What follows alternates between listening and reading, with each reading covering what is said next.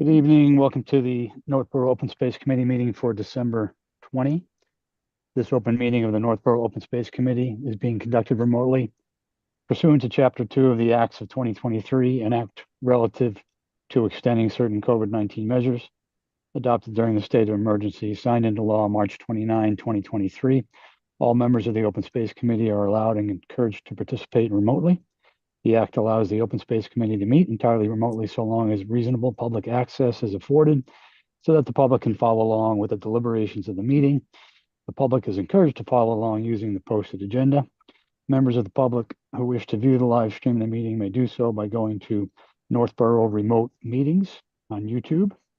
Ensuring public access does not ensure public participation unless such participation is required by law. This meeting will not feature public comment. Good evening. I'm going to take a roll call of open space members who are with us tonight. I want to call your name. Please respond in the affirmative. Paul T. Here. Paul C. Here. Dan. Here. Leslie. Here. Brian. Here. And I'm John Campbell. So we have a quorum and we can begin. The primary item on our agenda tonight is to discuss and consider the letter received by the owner, and we'll call him the seller, of 432 Whitney Street, and that the town has a right of first refusal on this property because it's currently under the Chapter 61A program. So we'll get right into it. We considered this property when a similar notice was posted in 2021. And I expect that our discussion will follow similar lines. This is for the property on, shall we call it, the south east side of Whitney Street toward the highway, and also bordering the aqueduct and the railroad tracks in that area. It is currently unoccupied land. It also borders existing conservation land and could provide a connection to other open space and conservation land up into Berlin, and therefore create a habitat corridor, as well as enhancing possible passive recreation and trails and so on. So we are the Open Space Committee, and our business is really to consider whether a parcel meets our criteria for open space preservation, and that we would bring it forth under that criteria. I think that it most certainly does, for some of the reasons mentioned earlier, that it would prevent development on the parcel, and that also it is contiguous with and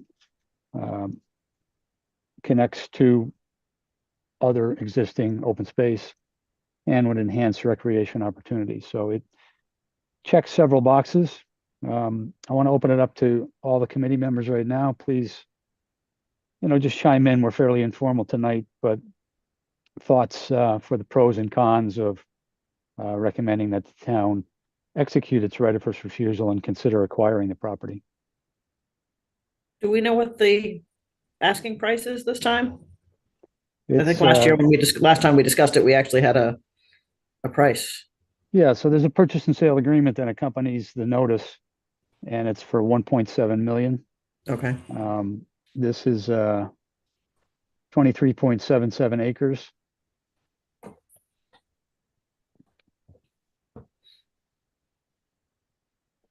I'll start, I guess. I was trying to remember what I said last time, but I'm guessing my opinion probably hasn't changed, so I'll probably say the same thing.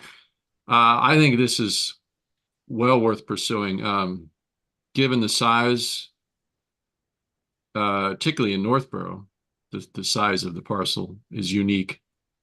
I do like the way it's positioned, sort of completes sort of a natural corridor between two pieces of existing open space.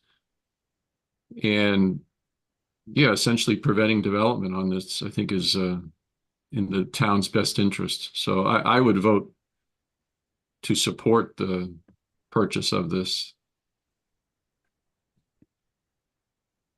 Yeah, I agree with Dan on all of those things and also on the fact how close it is to the water resources and tributaries to the Assabet. And I think it's really exciting, the potential for the trail connections. Obviously it's purchasing it would be a much better alternative than what is currently being proposed, but it has all the natural resources attributes to back up a purchase, I think. Ashley, you arrived just after the roll call. So if I could just ask you to identify yourself. So for the record, Ashley Davies, are you present? Yes, Ashley Davies, I am present. I hear you. Thank you for doing that officially. Please continue. Didn't mean to interrupt. Nope, that was all. I did have one question. I just don't know if town council has answered this. Obviously, as an open space committee, we'd be making a vote and a recommendation based on our interest in the parcel for conservation. I just didn't know, when you're exercising a right of first refusal on a chapter 61A, does the entirety of the parcel have to remain in that current use or another conservation use? Or can some portion of it be auctioned off, say the, portion of the frontage or something, in case the town felt that they wanted to recoup some of the costs? I'm not recommending that option. I just know that question has been asked by others in town, and I just didn't know if we had an answer from town council on it.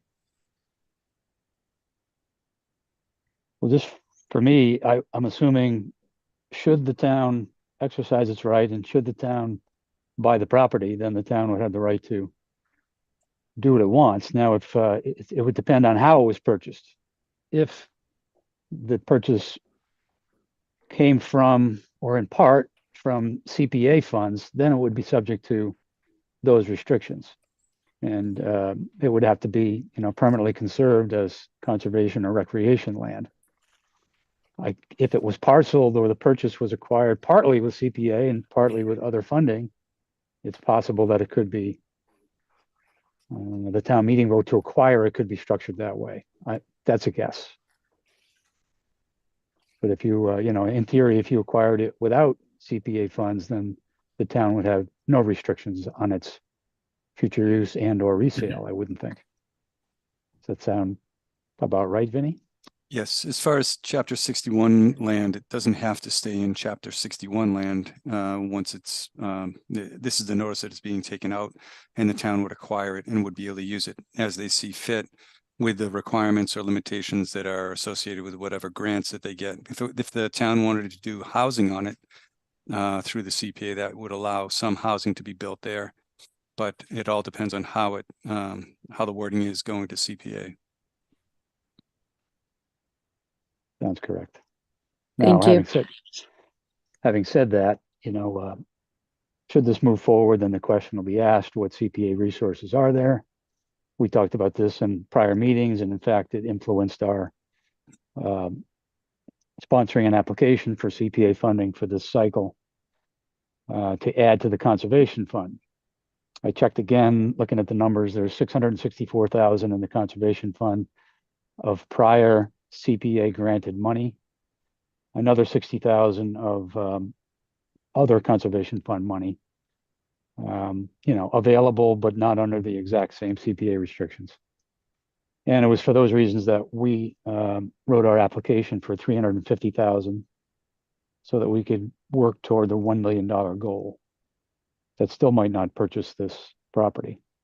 I was curious about the value of it too. I'm assuming we would need to get our own appraisal should it move to that point, and how that would compare to the price that's in the right of first refusal. And another legal question is, does the town have to acquire it for the same price as the purchase and sale that's currently posted, or not? Yeah, I mean, I can answer that, John. You do have to match the offer in the purchase and sale, but when they're submitting a purchase and sale or an offer for a chapter 61A right of first refusal notice, it can't have contingencies. So I haven't read through the entire thing, but if I believe there are contingencies in that purchase and sale, and so they would need to present purchase price without contingencies. So I think this happened with another property we were looking at, and they kind of went back, and then I think they ended up not going forward because the buyer wasn't interested in, making a deal without contingencies. Interesting. I So- forgot that part. Yeah. And he's saying in theory, if the PNS is written without contingencies, it might affect the price a buyer is willing to pay. Right. Yep. Because I'm pretty sure the buyer wants to know that they can develop the type of structure that they'd like to put there, and that they can get all the approvals necessary. And we do not have to match an offer that has those types of contingencies in it. It has to be a very clear, straightforward offer. Interesting. Well, that might affect the ultimate cost. It seems high to me, but I don't follow the market for land or industrial land. It's a lot higher per acre than we have paid previously for open space conservation. I went back and looked at the Green Street property, formerly known as the Shunder property. And that was 1.25 roughly for 55 acres. So it was like 22,000 an acre. Where this property offers more like 71,000 an acre. Chunder was 12 years ago. I have two things I wanted to mention. First of all, I think I mentioned I have a 7 o'clock meeting. I'm gonna have to go, but it seems like we've got a quorum without me. I do have to duck out before we vote. And We're also, aware of that, and we'll vote prior to you needing to leave. Fully aware of it, Leslie. Thank you. okay. And also, I'm torn about the question I'm about to ask because I don't know if I want to be influenced by our previous conversation. But do you remember all the logic? As I recall, we voted against it last time, correct? No, incorrect. We might have had two meetings. I went back and looked at the minutes, so I apologize, but we had at the time both 429 Whitney and 432 Whitney were being the notices were posted on both. So there was a lot of misgivings about the town entering into a deal to purchase 429. And as I recall, in general, it influenced all of our discussion around both properties, and that us feeling like it might not be in the town's best interest. Then our discussion came around to specifically the benefits of 432 that we've listed briefly here tonight, and that it actually meets many criteria for open space. So our conclusion was to actually recommend that the town consider exercising its right for 432. Okay. Subsequent to that, it seemed like both notices were pulled, and that the properties were no longer, if there were PNSs in place, they were pulled away. That's my recollection. Okay, thank you. One thing about the price too, this is zoned commercial, not residential, so I'm guessing that might influence the price as well. That's a good point. Yeah, I was going to make a similar comment. This one has like truck access and it's 12 years later. So the price increase seems, I mean, it's big, but it doesn't seem unreasonable given the market and the location. No, and these discussions overlap many constituents in town and many issues, but our role, Open Space Committee, is not necessarily to judge the affordability.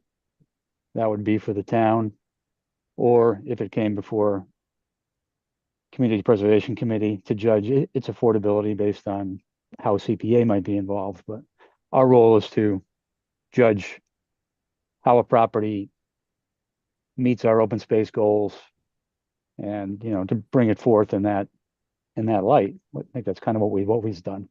Not all suggestions go through, and not all are practical for the town, but our job is to say if it makes sense from an open space and conservation perspective. Yeah, this one totally makes sense. I mean, I definitely think we should pursue it. Well, very good. I'm hearing similar comments from most of us here.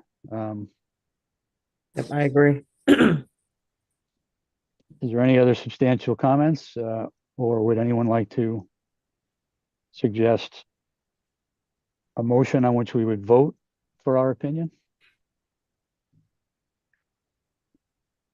I guess what I would just say is just one thing, and that, I mean, the goal of the open space obviously is to preserve open space for the town's overall benefit and improve and expand properties for active and passive open space.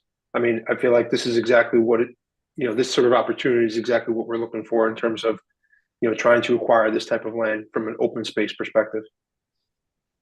Yep, and there aren't that many large parcels left in town even, so. Yep, great No, point. and echoing that, I should have brought up before, but Vinny copied us on the memo from Lori Connors, who was bringing it to the planning board that met last night. But she pointed out pretty much exactly those points that you did, Paul, on the goals, that it meets, two key goals anyway of our open space plan. And pointed out more specifics about its abutting existing conservation land and would provide a corridor to other lands up in Berlin as well as in Northborough.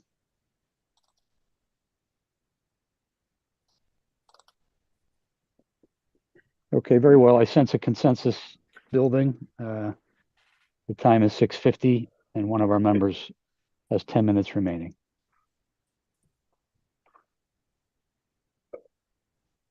I guess So I can take a crack. Oh, sorry, go ahead. Brian. I was No, go going ahead. to make a motion. Brian, if that's okay. So I guess I'll make a motion that the open space, or make a motion to approve the consideration of the town's first right of refusal for 432 Whitney Street, map 15, parcel 22, upon its withdrawal from the Chapter 61A program.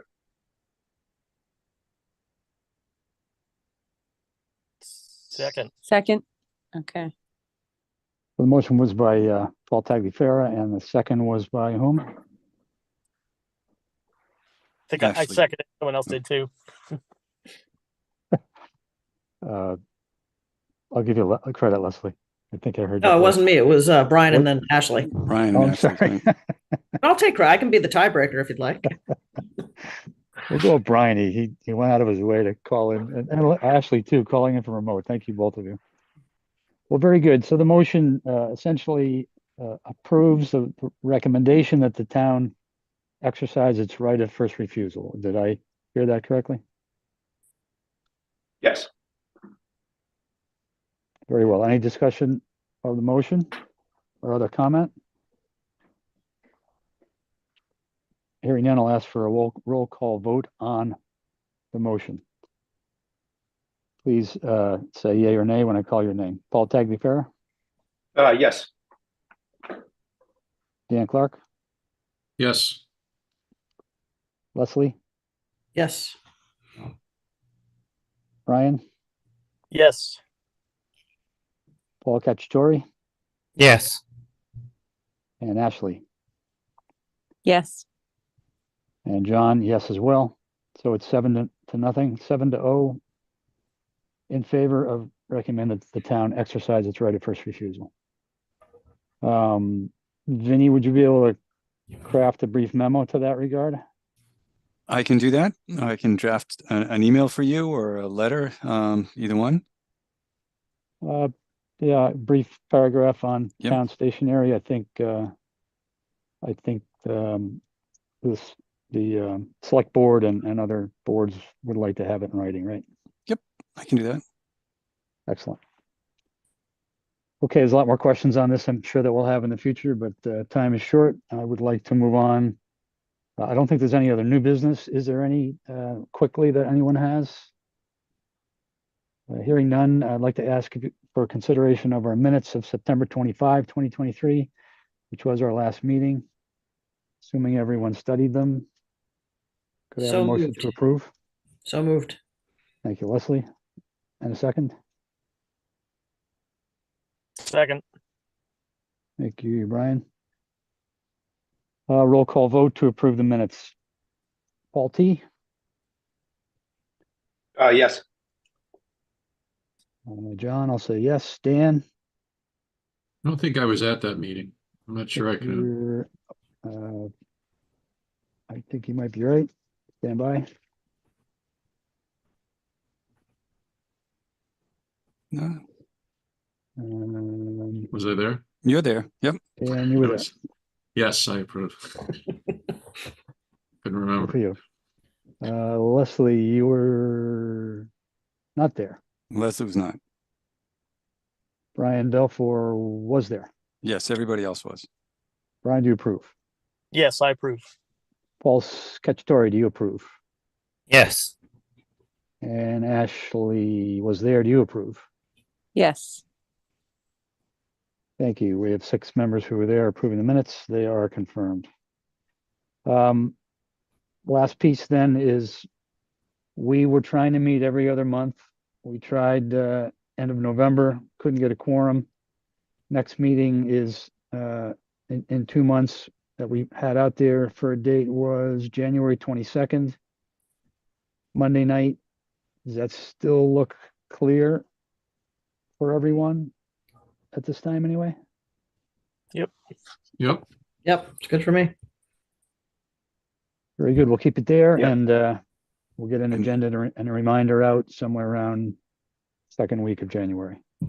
Yep. And that's at 7 o'clock for people? Yes, is that okay? Or does it help if we meet earlier, by the way? It's probably okay.